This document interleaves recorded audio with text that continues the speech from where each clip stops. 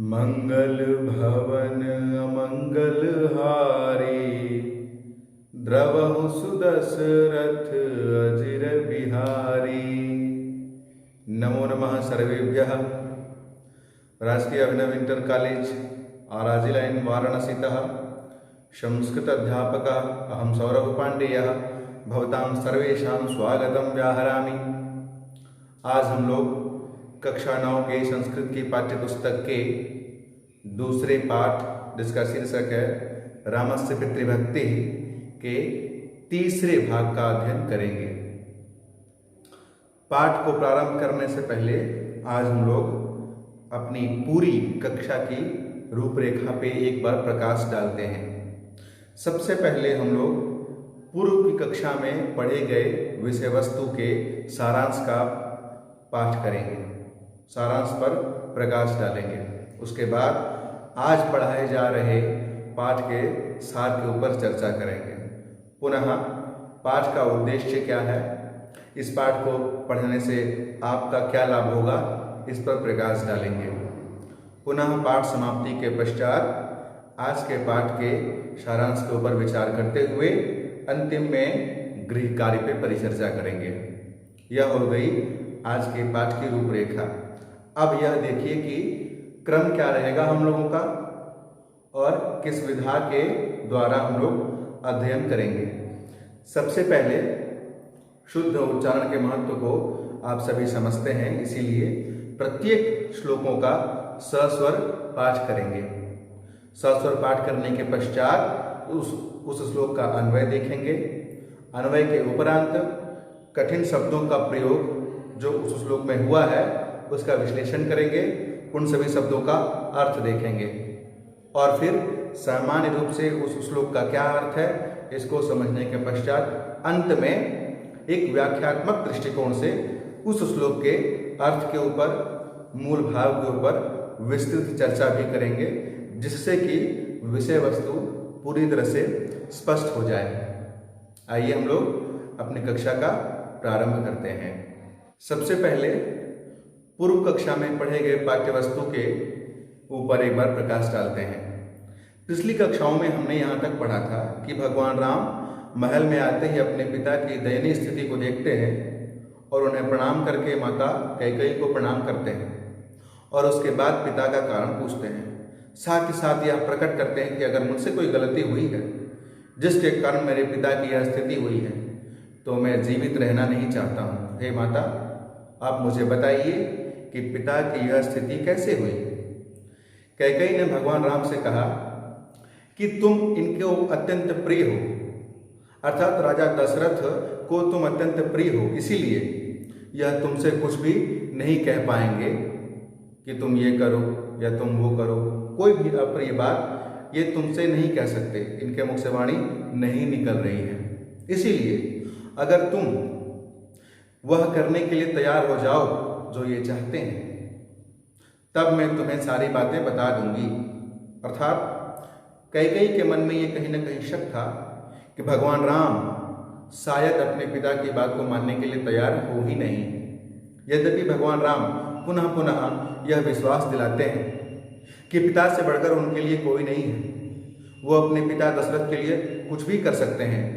फिर भी कैकेयी ने यह उनसे कहा कि तुम प्रिय हो, इसीलिए अप्रिय ये नहीं कह पा रहे हैं। इस परिस्थिति में अगर तुम यह प्रण लो कि जो कुछ भी इन्होंने मुझसे कहा वह तुम करोगे, तब मैं तुम्हें सारी बात बता दूंगी। यह सुन करके भगवान राम दुखी हुए। दुखी क्यों हुए? क्योंकि उन्हें लग रहा था कि मेरी माता मुझ पर संदेह कर रही है कि मैं पिता की बात मानूंगा या नहीं मानूंगा, ऐसा सोच रही हैं।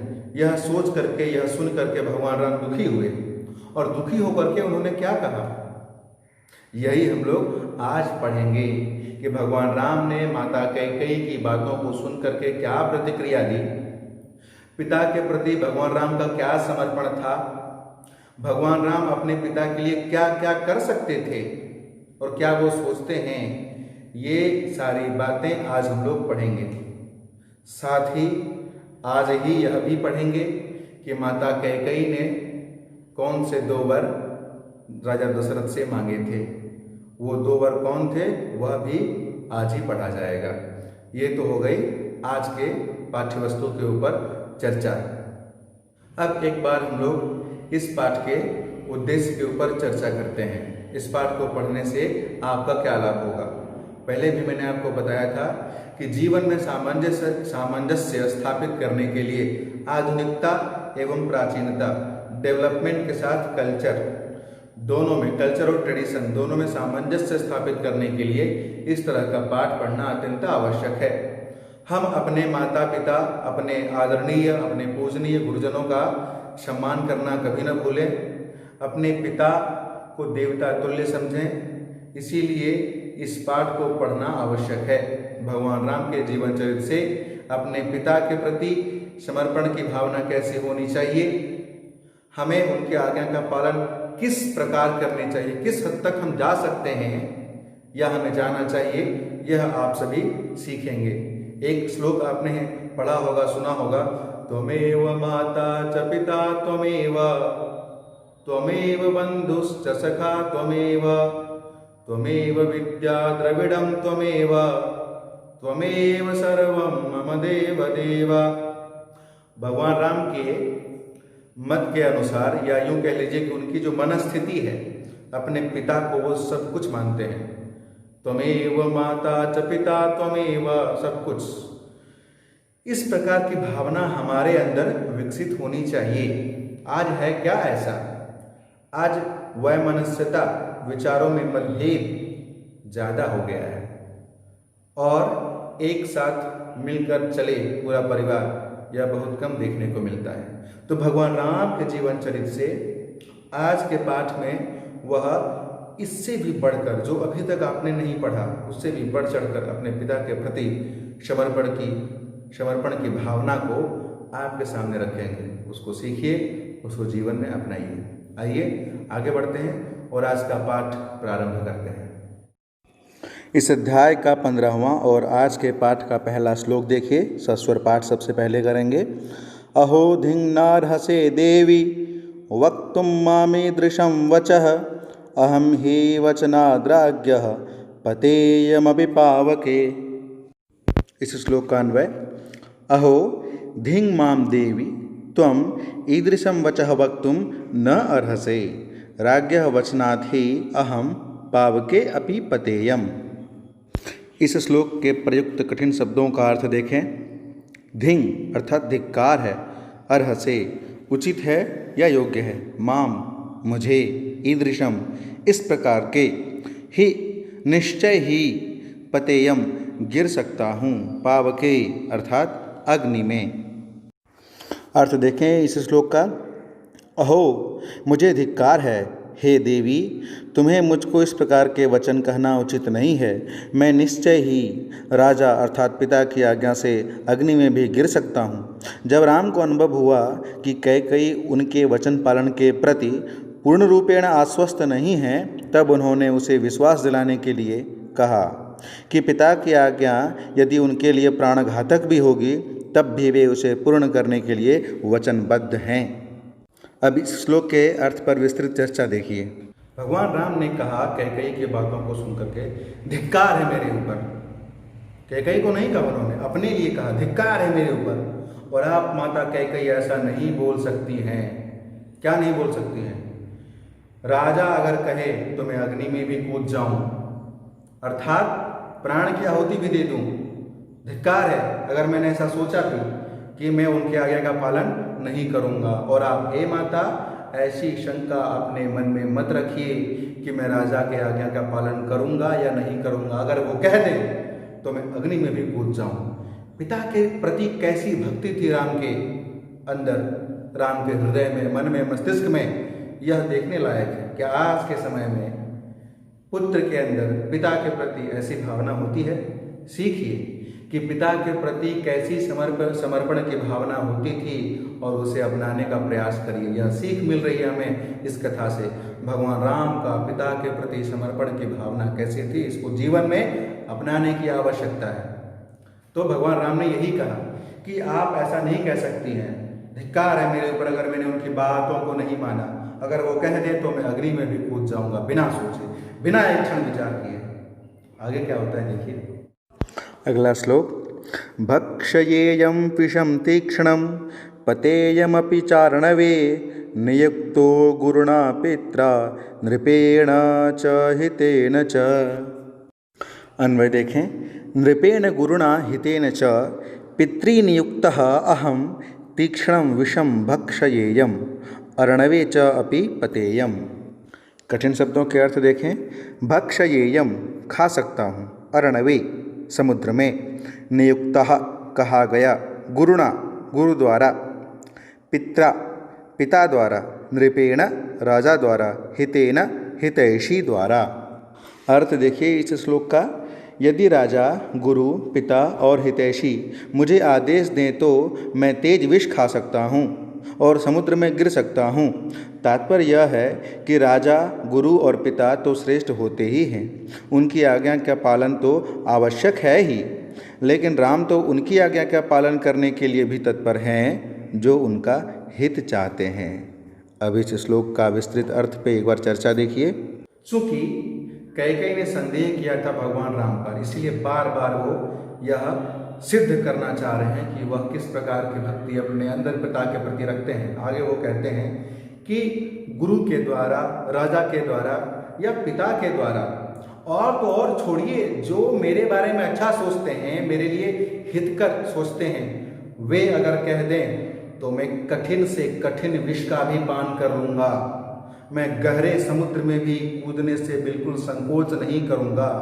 अर्थात गुरु सम्माननीय है हमारे लिए, पिता भी सम्माननीय है। इसके अतिरिक्त अगर कोई हितचिंतक है, कोई हमारे बारे में अच्छा सोचता है, वह व्यक्ति भी अगर मुझे कुछ कह दे वो मैं निश्चित रूप से करूँगा। मैं कठिन से कठिन विष का भी पान करने के लिए तैयार हूँ। मैं गहरे समुद्र में कूदने के लिए भी तैयार हूँ। हर प्रकार से भगवान राम आश्वस्त करना चाह रहे हैं कि आप निसंकोच कहिए, माता कैकेयी, जो कुछ भी मेरे पिता ने आपसे कहा मैं उसे करूँगा, निश्चित रूप से करूँगा, तनिक भी पीछे नहीं हटूँगा। ऐसी दृढ़ प्रतिज्ञा, अपने पिता के प्रति प्रेम और समर्पण को भगवान राम बार बार जागृत कर रहे हैं। किसके समक्ष? माता कैकेयी के समक्ष। आगे देखिए 17वां श्लोक देखें। तद्ब्रूहि वचनं देवी राज्ञो यदभिकांक्षितं करिष्ये प्रतिजाने च रामो द्विर्नाभिभाषते। अन्वय देखिए इस श्लोक का। देवी राज्ञः यद अभिकांक्षितं तद्वचनं मां ब्रूहि अहं प्रतिजाने तत् अहं करिष्ये रामः द्विः न अभिभाषते। इस श्लोक के कठिन शब्दों का अर्थ देखें। ब्रूहि अर्थात कहो, अभिकांक्षितम अभिलषित को, प्रतिजाने प्रतिज्ञा करता हूँ, द्विह न अभिभाषते दो तरह की बात नहीं करता है। अर्थ देखिए इस श्लोक का। हे देवी, राजा की जो अभिलाषा है वह आप मुझे बतलाइए, मैं प्रतिज्ञा करता हूँ कि उसका पालन अवश्य करूँगा। राम दो प्रकार की बात नहीं करता है। तात्पर्य यह है कि राम कभी असत्य भाषण नहीं करता है। अब इस श्लोक का विस्तृत रूप में अर्थ पे चर्चा करते हैं। भगवान राम आगे कहते हैं कि राजा दशरथ ने जो कुछ भी आपसे कहा, जो कुछ भी उनका आदेश है, जो कुछ भी वो आज्ञा देंगे, आप कहिए, मैं निश्चित रूप से उसका पालन करूंगा, क्योंकि रामो दुर्नाभिभाषते, राम दो मुही बात करता ही नहीं। अर्थात राम कभी असत्य नहीं बोलता। प्राण भले दे दे, प्राण जाए पर वचन न जाए। जो मैंने वचन दे दिया, जो मैंने प्रॉमिस किया, जो मैंने शपथ ले लिया, उसको कभी नहीं तोड़ूंगा। बार बार राम आश्वस्त करना चाह रहे हैं। जो कुछ भी कहा, निवेदन कर रहे हैं, जो कुछ भी कहा मेरे पिता ने, राजा दशरथ ने आपसे, वो सब कुछ मुझसे कहिए, क्योंकि मैं कभी झूठ नहीं बोलता। रामो दुर्नाभिभाषते, दो तरह की बातें मैं नहीं करता। आप मुझ पर भरोसा करिए, प्राण भले चले जाए वचन नहीं तोड़ूंगा।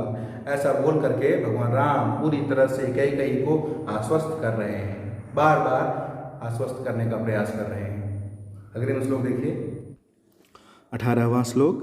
तमार्जव समायुक्त मनार्या सत्यवादिनम उवाच रामम कैकेयी वचनम वृषदारुणम। अन्वय देखिए इस श्लोक का। अनार्या कैकेयी आर्जव समायुक्तम सत्यवादिनम तम रामम वृषदारुणम वचनम उवाच। कठिन शब्दों का अर्थ देखें। आर्जव समायुक्तम अर्थात सरलता से युक्त, अनार्या नीचे विचारों वाली, नीचे अर्थात निम्न, तुच्छ, तुच्छ विचारों वाली, वृषदारुणम अत्यंत कठोर। अर्थ देखिए इस श्लोक का। नीचे अर्थात निकृष्ट विचारों वाली कैकेयी ने सरल स्वभाव वाले और सत्यवक्ता राम से अत्यंत कठोर वाणी से कहा। तात्पर्य यह है कि व्यक्ति के जैसे विचार होते हैं उसी के अनुरूप उसकी वाणी भी परिवर्तित हो जाती है। विस्तृत चर्चा इस श्लोक के अर्थ का आगे देखिए। जो व्यक्ति जैसा सोचता है उसकी वाणी, उसका आचार विचार व्यवहार वैसे ही परिवर्तित हो जाता है। भगवान राम अत्यंत सरल सौम्य स्वभाव वाले थे और अपने पिता के प्रति प्रेम और हर तरह कर्तव्य पालन के लिए अपनी बातों को कैकेयी के समक्ष रख रहे थे। लेकिन फिर भी कैकेयी ने अत्यंत कड़वे स्वर में, कठोर वाणी में अपनी बातों को भगवान राम के समक्ष पुनः रखा। अर्थात कैकेयी धृष्ट हो चुकी थी, निर्लज्ज हो चुकी थी, इसीलिए उनकी वाणी में भी कठोरता झलक रही थी। कहा गया है ना, जैसा खाओगे अन्न वैसा रहेगा मन। ठीक वैसे ही जैसा आप सोचेंगे आपकी वाणी भी वैसे ही निकलेगी। अच्छा सोचेंगे अच्छी वाणी निकलेगी, बुरा सोचेंगे वाणी भी बुरी निकलेगी, कुछ गलत सोचेंगे तो वाणी में भी वही निकल के बाहर आएगा। चूंकि कैकेयी दुराग्रह के बारे में सोच रही थी इसीलिए उनकी वाणी भी कर्कश, अप्रिय और कठोर हो गई थी। तो कठोर वाणी में कैकेयी ने आगे कहा, क्या कहा देखिए अगला श्लोक। 19वां श्लोक देखें। पुरा देवासुरे युद्धे पित्रा ते मम राघव रक्षितेन वरौ दत्तौ सशल्येन महारणे। अन्वय देखिए इस श्लोक का। हे राघव, पुरा देवासुरे युद्धे शल्येन मया रक्षितेन ते पित्रा महारणे मम वरौ दत्तौ। कठिन शब्दों का अर्थ देखें। पुरा अर्थात प्राचीन काल में, दत्तौ दिए गए, सशल्येन बाण से विद्ध हुए। विद्ध से यहाँ आप समझिएगा घायल, बाण से घायल हुए। अर्थ देखिए इस श्लोक का। हे राघव, प्राचीन काल में देवताओं और असुरों के बीच होने वाले युद्ध में बाण से विद्ध हुए और मेरे द्वारा रक्षित तुम्हारे पिता ने उसी महान युद्ध भूमि में ही मुझे 2 वर प्रदान किए थे।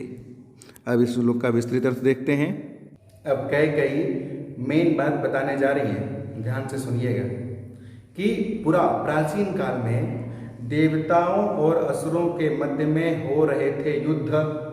उस युद्ध में मैंने तुम्हारे पिता की रक्षा की थी और उस रक्षा करने के परिणाम स्वरूप पिता ने मेरा अभिवादन किया था, मेरा सम्मान किया था और मुझे 2 वर मांगने के लिए कहे थे।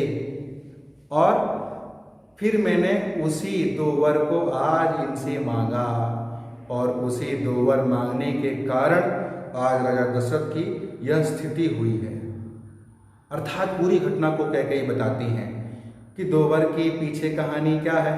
तो चूंकि मैंने राजा दशरथ के प्राणों की रक्षा की थी इसके कारण वो प्रसन्न हो गए थे। इन्होंने मेरा अभिवादन किया था, अभिवादन करके प्रसन्न होकर के मुझे इन्होंने कुछ मांगने को कहा, लेकिन मैंने कहा था जब भी मुझे जरूरत पड़ेगी मैं आपसे मांग लूंगी और उसी के परिणाम स्वरूप मैंने 2 वर इनसे मांग लिया। अब वो 2 वर कौन थे अग्रिम श्लोक में देखिए। 20वां श्लोक। तत्र मे याचितो राजा भरतस्याभिषेचनम गमनम दंडकारण्ये तव चाद्यैव राघव। अब इस श्लोक का अन्वय देखें। हे राघव, तत्र एकेन मे भरतस्य अभिषेचनम द्वितीयेन अद्यैव तव दंडकारण्ये गमनम च राजा याचितः। अब कठिन शब्दों के अर्थ देखिए। तत्र मतलब वहाँ, याचितः मांगा, अभिषेचनम अभिषेक अर्थात राज्याभिषेक, दंडकारण्ये दंडक वन में, तव तुम्हारा, अद्य एव आज ही। अर्थ इस श्लोक का देखें। हे राघव, उन वरों में से मैंने राजा से एक वर्षे भरत का राज्याभिषेक और दूसरे वर्षे आज ही तुम्हारा दंडक वन में जाना मांगा था। विस्तृत चर्चा आगे देखिए। अब रामायण का कह लीजिए यह मूल है, यह घटना। वो दो वर कौन थे? तो एकेन भरतस्य राज्याभिषेचनम, अर्थात पहले वर के द्वारा मैंने क्या मांगा कि भरत का राज्याभिषेक। राज्याभिषेक किसका होने वाला था? भगवान राम का। क्यों? वो ज्येष्ठ थे और ऐसी परंपरा है, ज्येष्ठ पुत्र ही राजा होता है। तो उसकी जगह भगवान राम के राज्याभिषेक की जगह आप किसका राज्याभिषेक करिए? भरत का। तो ये कुटिलतापूर्ण स्वभाव परिलक्षित हो रहा है। किसका? कैकेयी का। किसके प्रति? राम के प्रति। क्योंकि राम उसके पुत्र नहीं है, राम है किसके पुत्र? कौशल्या के। और भरत किसके पुत्र हैं? कैकेयी से, जो वर मांग रही है। तो वही कैकेयी मांगती है कि भगवान राम की जगह भरत को राजा बनाइए। पहला वर यही मांगा उन्होंने दशरथ से। इतना ही नहीं, दूसरा वर क्या मांगते हैं कि भगवान राम को अभी इसी वक्त 14 वर्षों के लिए वनवास भेज दिया जाए। दंडकारण्य, कठिन अरण्य, जंगल में वास करने के लिए भगवान राम को भेज दिया जाए। कहाँ राज्याभिषेक होने वाला था, उससे तो हटा ही दीजिए, राज्याभिषेक मत करिए। इसके साथ साथ उनको अयोध्या में रहने का भी अधिकार नहीं दिया जाए, उनको जंगल भेज दिया जाए, उनको वनवास भेज दिया जाए। यह दो वर कैकेयी ने राजा दशरथ से मांगा था। एक, भगवान राम के राज्याभिषेक को न करके उनकी जगह भरत का राज्याभिषेक हो। दूसरा, भगवान राम को केवल राज्याभिषेक से ही वंचित न किया जाए, अपितु अयोध्या में भी रहने का अधिकार न दिया जाए। इनको वन भेज दिया जाए, इनको वनवास भेज दिया जाए। यह कठिन वर दो राजा दशरथ से कैकेयी ने मांगा था। अब आप सोचिए कि हम लोगों के जीवन में कहीं कोई कष्ट आता है, दुख आता है, कोई पीड़ा होती है तो विचलित हो जाते हैं। भगवान राम के जीवन में कितना कष्ट था। वो राज्याभिषेक होने वाला था उनका, वो राजा बनने वाले थे, उससे तो वंचित हुए ही हुए। वन में रहने के लिए उनको भेज दिया गया। देवताओं ने भी अत्यंत कष्ट उठाए हैं। इसीलिए हमें अगर कभी जीवन में कष्ट का अनुभव हो, संसाधनों की कमी की अनुभूति हो, तो हमें से अपने निम्न स्तर के लोगों को देखना चाहिए कि वह तो कम सुविधा में भी इस प्रकार जी रहा है, हम नहीं जी सकते क्या? हमेशा आत्मिक संतुष्टि का आभास होगा। देवताओं ने भी बहुत कष्ट उठाए हैं, इसीलिए हमें भी अपने जीवन में आने वाले कष्टों से कभी भी भयभीत नहीं होना चाहिए। आज का पाठ हम लोग यही समाप्त करते हैं। इसके आगे का पाठ हम लोग अग्रिम कक्षा में विस्तृत रूप से पढ़ेंगे। आज के पाठ का सारांश देख लेते हैं। हम लोगों ने पढ़ा कि भगवान राम पिता की अवस्था से चिंतित होकर के जब कैकेयी से प्रश्न पूछते हैं तो कैकेयी के मन में शंका उत्पन्न होती है कि यह मेरी बात मानेगा या नहीं मानेगा। कैकेयी परीक्षा लेती हैं और जब राम अपने पिता के प्रति प्रेम समर्पण की भावना को उड़ेल देते हैं कैकेयी के समक्ष, और इससे जब कैकेयी को भरोसा हो जाता है कि जो कुछ भी मैं कहूँगी राम उसको स्वीकार करेगा, क्योंकि राम अपने पिता के प्रति पूर्ण रूपेण समर्पित थे, समुद्र में भी कूदने के लिए तैयार थे, तीखा तीक्ष्ण विष खाने के लिए भी तैयार थे। इस प्रकार से जब आश्वस्त हो गई कैकेयी, तब उन्होंने कहा कि असुरों और देवताओं के बीच में हो रहे युद्ध में जब दशरथ घायल हो गए थे तब मैंने उनके प्राण की रक्षा की थी। उसी समय ये प्रसन्न हो गए थे और इन्होंने मुझसे 2 वर मांगने के लिए कहा था, और आज मैंने वो 2 वर मांग लिए। 2 वर कौन था? पहला कि राम की जगह भरत का राज्याभिषेक हो, और दूसरा अभी इसी वक्त राम को दंडक अरण्य में जंगल में जाना होगा। ये 2 वर कैकेयी ने मांगे थे। यहाँ तक की घटना आज हम लोगों ने पढ़ लिया है। अब इसके आगे कैकेयी विस्तृत रूप से बताती है कि क्या करना है राम को और कैसे करना है, कितने समय तक के लिए वनवास जाना होगा। यह बातें इसके साथ साथ कि कैकेयी के द्वारा यह बात सुन करके राजा दशरथ ने ये जो बातें कही थी कैकेयी से, या कैकेयी ने जो 2 वर मांगा था, वह सब सुन करके भगवान राम की क्या प्रतिक्रिया होती है, वो क्या कहते हैं? क्या उन्हें क्रोध आता है या वो स्वीकार कर लेते हैं? स्वीकार करते भी हैं तो किस प्रकार से स्वीकार करते हैं और आगे की क्या घटना होती है, यह अग्रिम और इस अध्याय के अंतिम कड़ी में हम लोग पढ़ेंगे। जी हाँ, बिल्कुल, अग्रिम कक्षा जो भी होगी वह इस पाठ का अंतिम भाग होगा और उसमें हम लोग इस पाठ की पूर्णाहुति भी करेंगे और भगवान राम ने क्या निर्णय लिया, उनकी मनस्थिति, ये सभी चीज़ें हम लोग अंतिम पाठ में पढ़ेंगे। उद्देश्य की बात करें तो आज के पाठ से आप सब ने ये सीखा होगा कि परिस्थितियां कैसी भी हो, कितनी भी प्रतिकूल हो, पिता के प्रति सम्मान और आदर की भावना हमारे हृदय में कभी भी कम नहीं होना चाहिए। हम कितना भी कुछ कर लें, पितृ ऋण से मुक्त नहीं हो सकते। दूसरी बात कि हमें हमेशा प्रतिकूल परिस्थितियों में भी अपने मस्तिष्क पर, अपनी वाणी पर नियंत्रण रखना चाहिए। भगवान राम के जीवन से, उनके चरित्र से आज यही सीखने को मिला। इसके साथ साथ कैकेयी के व्यवहार से हमें यह सीखने को मिला कि जब व्यक्ति कुछ बुरा सोचता है, कुछ गलत सोचता है, तो वह उसके वाणी में भी परिलक्षित होता है। इसीलिए अच्छा सोचिए, अच्छा बोलिए। अब हम लोग बात करते हैं गृह कार्य के ऊपर। गृह कार्य में आज पढ़े गए सभी पाठों का सस्वर पाठ करने का अभ्यास करेंगे, शुद्ध शुद्ध उच्चारण का अभ्यास करेंगे। उसके पश्चात श्लोकों के अन्वय को लिखेंगे। अन्वय के साथ साथ कठिन शब्दों के अर्थों को भी अपने नोटबुक में आप नोट करेंगे और श्लोकों के अर्थ को, उसकी व्याख्या को अपनी भाषा में लिखेंगे, किताबी भाषा में नहीं। किसी भी श्लोक का अर्थ आपने किस प्रकार समझा, अपने भाव में आप किस प्रकार अभिव्यक्त कर पा रहे हैं, इसे आप फेयर में नोट्स का रूप देंगे, नोट के रूप में लिखेंगे। इसके साथ साथ एक प्रश्न और कि आज के पाठ के जितने भी श्लोक आपने पढ़े, उनमें से कौन सा श्लोक आपको सबसे प्रिय लगा, सबसे अच्छा कौन सा श्लोक लगा, उसका क्या भाव है, वह क्यों अच्छा लगा, यह भी आप नोट करेंगे। इस प्रकार गृह कार्य में आप इतने कार्यों को अपने फेयर नोटबुक में, अपने पुस्तिका में अच्छे से लिखेंगे। एक और निवेदन, स्वस्थ रहिए, मस्त रहिए, व्यस्त रहिए, सुरक्षित रहिए, अपना ध्यान रखिए। बहुत बहुत धन्यवाद।